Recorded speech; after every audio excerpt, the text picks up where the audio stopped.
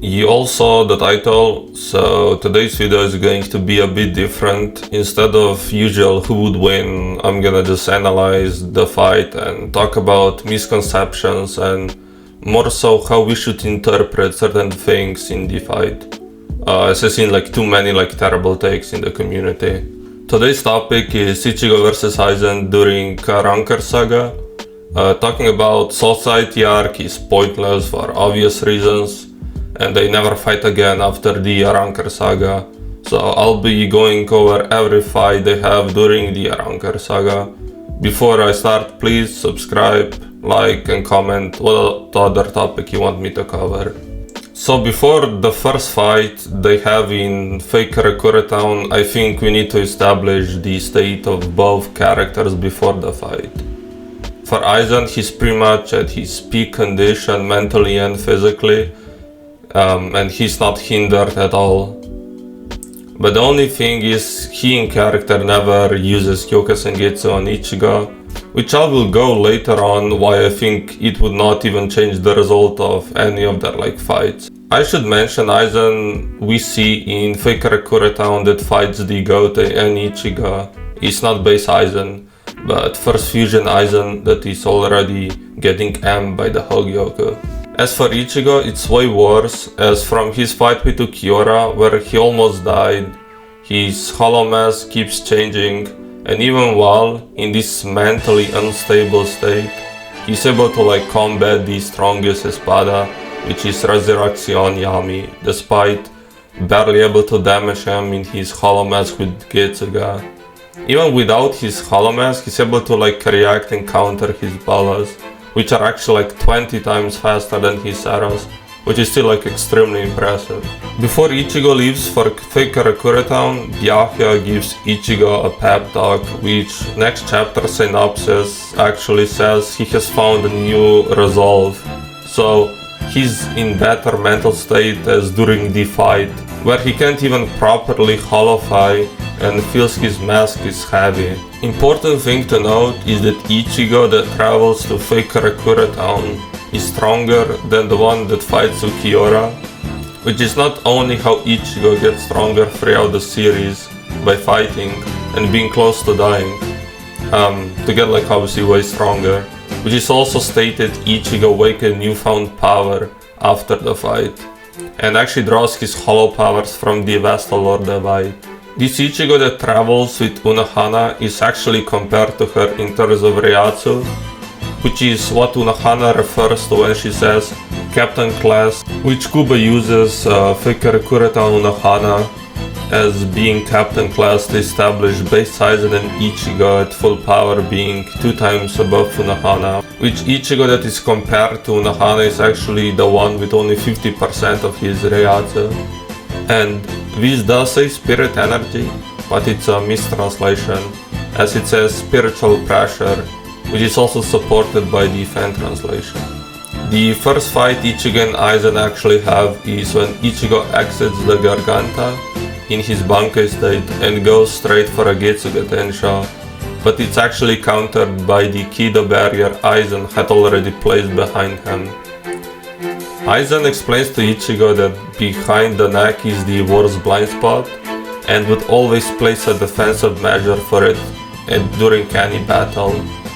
Ichigo realized that he messed up as he panicked and didn't hollowfy because he's scared of Vasta Lorde, which Aizen actually tells him that it wouldn't make a difference and he'll show it to him. Ichigo starts by putting on his hollow mask and prepares a Getsuga Tensho that he fires at Aizen, but Aizen actually completely perception blitzes him extremely casually. Aizen taunts Ichigo and tells him that the distance between fighters is only important between fighters who are equal in power, which he continues by saying that that's irrelevant for them as he perception blitzes them again and touches his chest.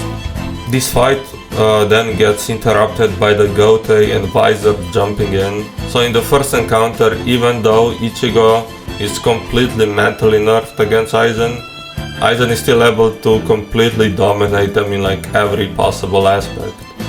You can say their fight continues after Yamamoto uses Hado 96 Itakasa Aizen is somewhat able to escape most of its power by jumping away, which gives Ichigo an opening to land a holofied Getsuga Tensho on Aizen, which is able to badly damage him.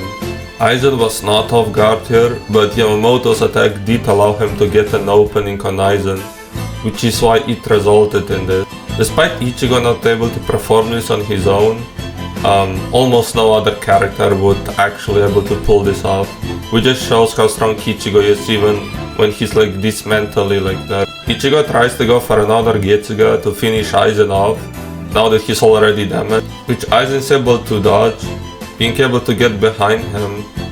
Then Ichigo turns and follows with his Getsuga, but Aizen turns his hand and counters it with his own sword, which disremembers his Getsuga Tensho.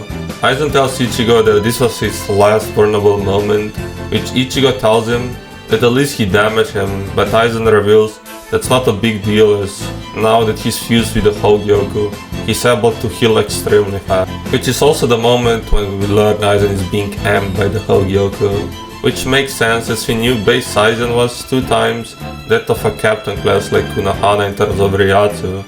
Just like mentally nerfed Ichigo, but being aimed by the Hogyoku made him able to completely surpass him to insane degree. The fight kinda just doesn't conclude, as Aizen reveals he planned all of Ichigo's fights, and then of course Ishin shows up and fights Aizen, which then Yoruichi and Kisuke jump in to combat second fusion Aizen after he evolves. After second fusion Aizen completely beats Kisuke, Yoruichi and Ishin, he actually evolves beyond his already superior state into his third fusion, which Ichigo is actually able to sense, while characters like Ishin, Kisuke and Yoruichi are not able to. And we know sensing Ryatsu is based on power, which Databook 3 Unmasked confirms this Ichigo was actually on the level of third fusion Aizen, but is mentally nerfed.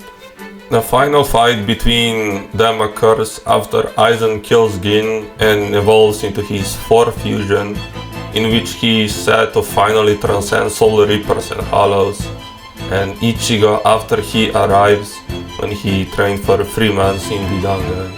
Aizen is not able to sense any Ryatsu from Ichigo, which he mistakes for just having Crow physicals. Danga Ichigo just absolutely blitzes and drags Aizen out of the town. Aizen believed that Ichigo did not lose his Ryatsu, but just converted it to just raw physical strength. Obviously, this is just Aizen not knowing Ichigo is Transcendent tier above him, and yes, there is again mistranslated spirit energy instead of spiritual pressure. Aizen starts by analyzing Ichigo's raw physical strength he displayed, which is the result of his upgraded physiology, which Aizen believes his own physical strength is actually superior to Ichigo's, which is what he wants to prove, that his physical strength alone is superior to Ichigo's. Aizen teleports next to Ichigo and swings his sword at him, which is blocked by Ichigo, and the result of their clash leads to famous the Niri mountain getting destroyed. Obviously, destructive capacity does not equal attack potency, but what people mostly overlook is this is Ichigo and Aizen just using raw physical strength of their upgraded physiology without amping themselves with spiritual pressure. Aizen goes for another slash, which Ichigo again redirects, and more of the land gets destroyed as a result of it. Aizen sees Ichigo's arm is fused with his Zanpakuto like his own, and believes that evolutions are not in the same dimension, and obviously goes for another strike that actually he believes might shatter Ichigo's sword.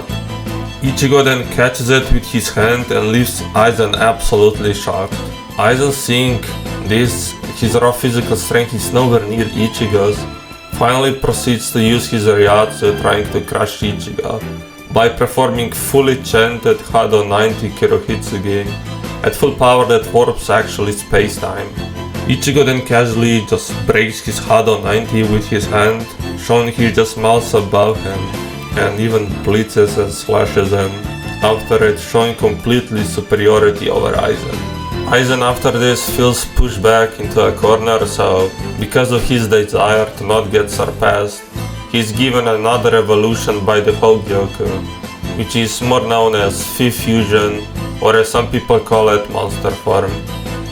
Monster Aizen proceeds to shoot a fragger towards Ichigo, which actually is able to hurt Ichigo for the first time and make his arm unusable for the rest of the fight.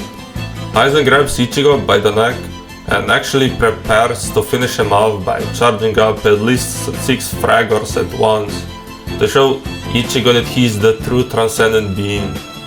Ichigo questions Aizen if that's all he has before easily swatting away all his fraggers, showing Dange Ichigo is still superior to Monster Aizen despite being able to get damaged. Ichigo after this proceeds to use the final Getsuga Tensha. Monster Aizen is actually not able to sense Mugetsu Ichigo, meaning Mugetsu Ichigo again cleaved them by entire Transcendent tier. Aizen starts really panicking and compares him and Ichigo's Transcendence to the higher dimensional existence, which he says Ichigo is on the higher plane compared to him. Ichigo attacks and he completely erases Aizen's mind, body and soul from the existence. But surprisingly, he's able to bring himself back and heal because of the Hogyoku. Ichigo's powers start slowly disappearing and Aizen is actually on the verge of using with his Zanpakuto like Ichigo did with Mugetsu, which we obviously see later in the Thousand Blood War and Spirits of Forever Review, but it's just a nice thing to know. Kisuke Seal just activates, which is only happening because Ichigo weakened Aizen to this point, as Aizen is virtually impossible to kill, in which Kisuke seals Aizen, so the fight concludes with this. So what should we make of their fights? Their fight before the higher evolutions was never really close, and Aizen were just completely above Ichigo in everything. Obviously, if Ichigo wasn't mentally nerfed, Aizen would have just lost there. For their second fight, it wasn't close again, with Ichigo being insanely stronger than Aizen. So if Aizen tried to use Kyokase Getsu on Ichigo, it would not change the result at all. I do gotta say, Ichigo and Aizen both did make some misplays. For example, Aizen not finishing Ichigo off before his Dangai training, which obviously really can't fault him, as this ties into his character writing. As for biggest, Ichigo's misplays would probably be not putting on his mask when he arrives, which might have been able to damage Aizen early on, or if he went like full Vasta Lorde after he lost control. And his other one is not using Mugetsu earlier, but to be honest, he would have not known that Aizen can come back from it. I might do more videos like this, so let me know in the comments which ones I should do next, and see you in the next one.